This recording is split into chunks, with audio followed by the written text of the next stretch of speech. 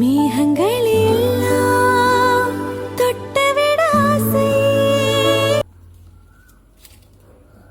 එන්න චූටි පෙටියක අපි ඉරව්වට අල්ලන්න යමුද?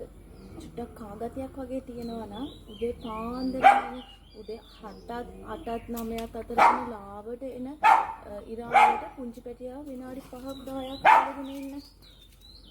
මෙන්න මේ විදිහට ඉරව්වට විනාඩි 10ක් විනාඩි 5ක් 10ක් අල්ලගෙන ඉන්න පස්සේ මේ සාමාන්‍ය අල්ලන්න කියලා කියනවා කහ වෙලා ඉන්නා නම් බබා හැමදාම දිනපතා කරන්න යන්න එපා. සතියේ දවස් 3ක් 4ක් වගේ සතියේ දවස් 2ක් 3ක් වගේ මේ ප්‍රමාණවත් සාමාන්‍යයෙන් කහ කියන්නේ කහ වෙලාද කියලා අපිට බලන්න පුළුවන් පුංචි පැටියාගේ ඇස් වලිනුයි මෙන්න මෙම අම හැල්ලුවම අම ඇතුළට එබිලා ගිහිල්ලා මේ කහ පාට ගතියක් පේනවා.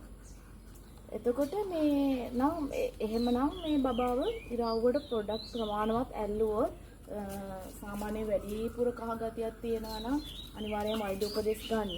ඔය කොටමෙට්ට දාලා බිම නම් තියන්න එපා. මේම අම්මගේ අතේ තියාගෙන පුංචි පෙට්ටිය විනාඩි 5ක් දාලා ඉරා අපේ දවව පුරන. චිකෝ විනාඩි 5ක් 10ක් විතර ඇල්ලුවොත් උදේ ප්‍රමාණවත් විශේෂයෙන් ඉරව්වට නෙමෙයි ඉරව්වට කියන්නේ බබාලගේ හැම සේකකින් වැඩි ගොඩක් තද නොවන ඉරව්වට කියන්නේ යාළුවට දරා ගන්න පුළුවන් ඉරව්වකට විනාඩි 5ක් 10ක් මෙහෙම අල්ලගෙන ඒක ප්‍රමාණවත් ගොඩක් සීනු ඇඳුමක් අන්දලා මෙන්න මේ ඉරව්වට අල්ලන්නේ නැත්නම් මේ ඇඳුම් වල ඇල්ලුවත් නැහැ. විශේෂයෙන්ම ඉරව්වට අල්ලනවටත් වඩා සුදුසුම ක්‍රමය තමයි සුදුසු කිරි දෙන එක.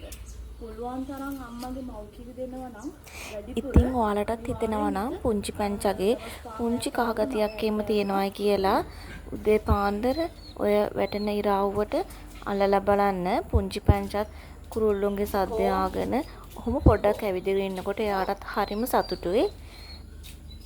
මගේ වීඩියෝ එක ඉවරනකම් බලපු ඔයාලා හැමෝටම ස්තුතියි. තව අලුත් වීඩියෝ එකකින් හම්බෙමු.